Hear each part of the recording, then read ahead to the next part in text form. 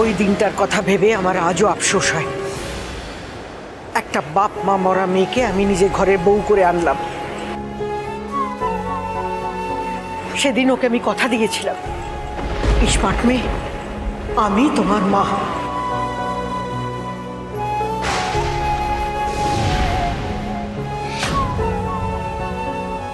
অথচ মা হয়ে মেয়েটাকে অপমানিত হওয়ার হাত থেকে আমি বাঁচাতে পারলাম না। তাহলে এতে স্মার্ট মেয়ের দোষটা কোথায় বড় খোকা? দোষ তো আমার।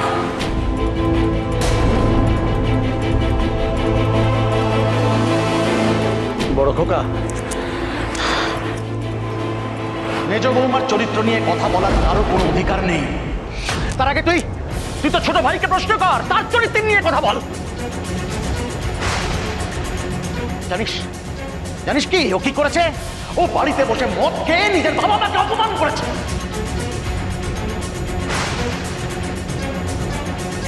তুই বোধহয় এটাও জানিস না, তোর নিজের বাবা মাকে, তোর বাবা মাকে ওর ট্যাঙ্কের ভেতর ডুবিয়ে খুন করতে চেয়েছিল। আরে ওসব তোমাদের বানানো কথা। আমার শোনা আছে সব। এইসব তোমাদের ওই শঙ্কর আর মেজ বউয়ের বানানো কথা। আর তোমরা যে তোমাদের মেজ ছেলে আর মেজ বউয়ের কথা ওটো আর বসো, সে আমার বোঝা হয়ে গেছে। খেতে দিলে না পর্যন্ত ঠিক করে। তবে শঙ্কর, তোকে আমি বলছি বাবা, দাদা হয়ে বলছি, নজর রাখ নিজের বউয়ের উপর। আজকালকার যুগের মেয়ে তো ভাবগতিক ভালো না, নানা গজিয়ে গেছে। উড়বে, আর উড়তে উড়তে যদি বেশি দূরে উড়ে চলে যায় তখন আফসোস করা ছাড়া গতি করতে পারবি না, বুঝেছিস? বলে রাখলাম। কে? আপনি মানুষ চেনেন না, তাই আজকে আপনার এই দুর্দশা।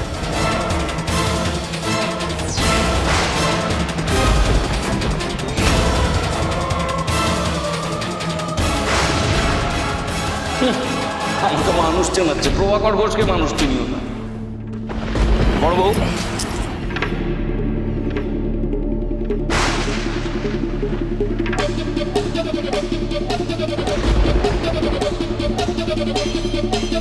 বৌমনি, আমি তোমার আর তাপসদার সম্পর্কের ব্যাপারটা জানি।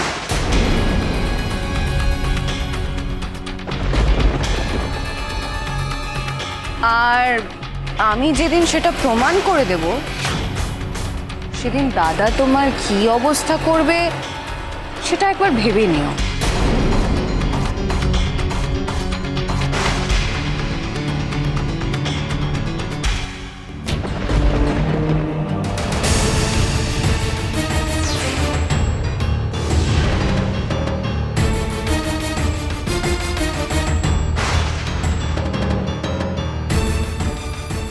আমি কোনোদিনও তোমার চরিত্র নিয়ে সন্দেহ করব নইসেন, কিন্তু এত জেদও ভালো না।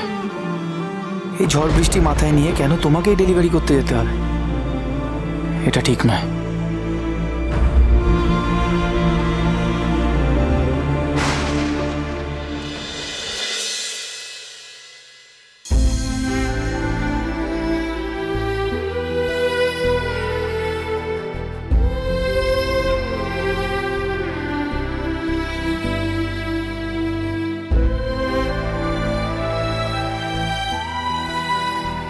এই বাড়ির বউয়ের যদি চরিত্রে দাগ লাগে তাহলে এই বাড়িতে কিন্তু তার ঠাঁই হবে না।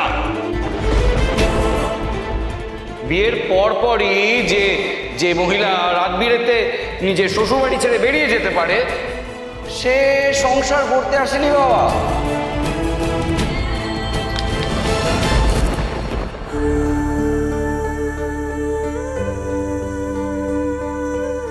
বাপরে, ঝিলমিলকে 3টে গল্প শোনানোর পর গিয়ে ঘুমোলো।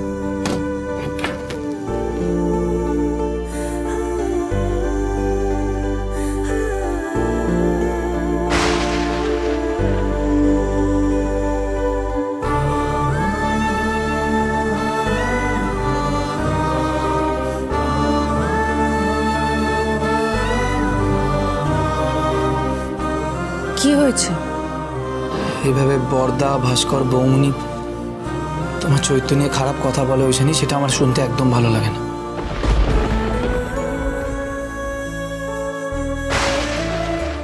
জানি। কি দরকার ছিল বলো তো? লাইরিকে ওকে খাবারটা তুমি না দিতে গেলে কি হতো?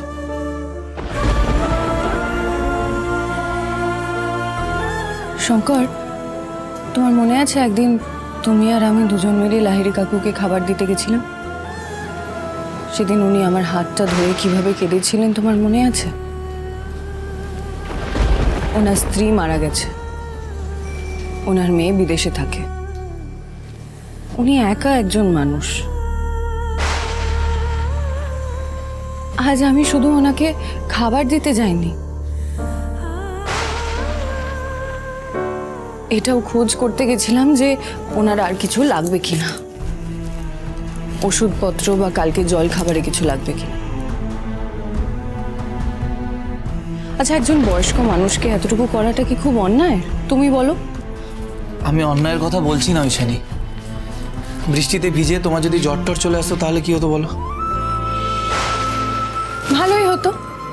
তারপর তুমি আমার সেবা করতে, আমি বিছানায় শুয়ে শুয়ে অর্ডার করতাম আর আমার পতিদেব আমার সেবা করতো। হ্যাঁ সেই, তারপর সেটা নিয়ে দাদা আরেকটা অশান্তি শুরু করতো।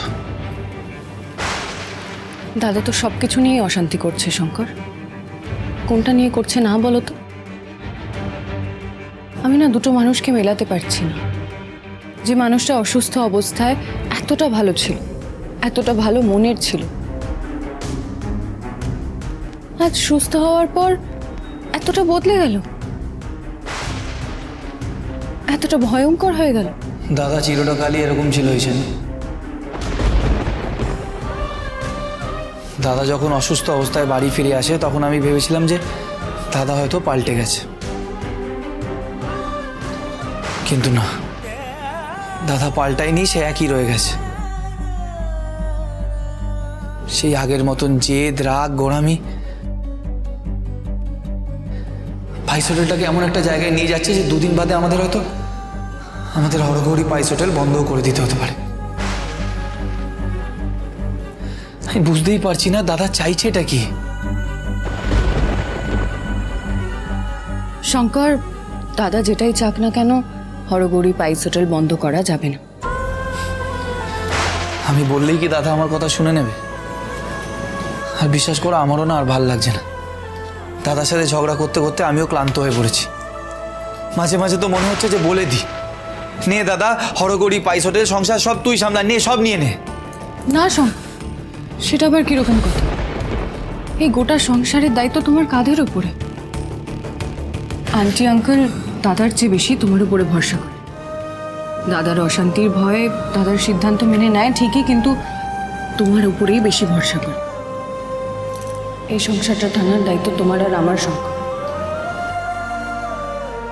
আমরা দুজন সারা জীবন একে অপরের হাত ধরে একে অপরের পাশে থেকে এই সংসারের মানুষগুলোর দায়িত্ব নেব।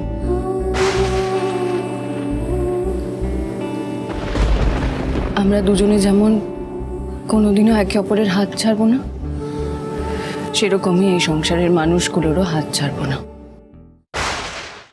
আমি কোনোদিনও তোমাকে ভুল বুঝবো না ঐশানি, কোনোদিনও না। কারণ আমাদের সংসারের জন্য তুমি যা ত্যাগ করেছো সেটা সবাই ভুলে যেতে পারে ঐশানি, আমি বলবো না। আমি খুব ভালো মতন জানি যে আমাদের সংসারের জন্য তুমি কি করেছো।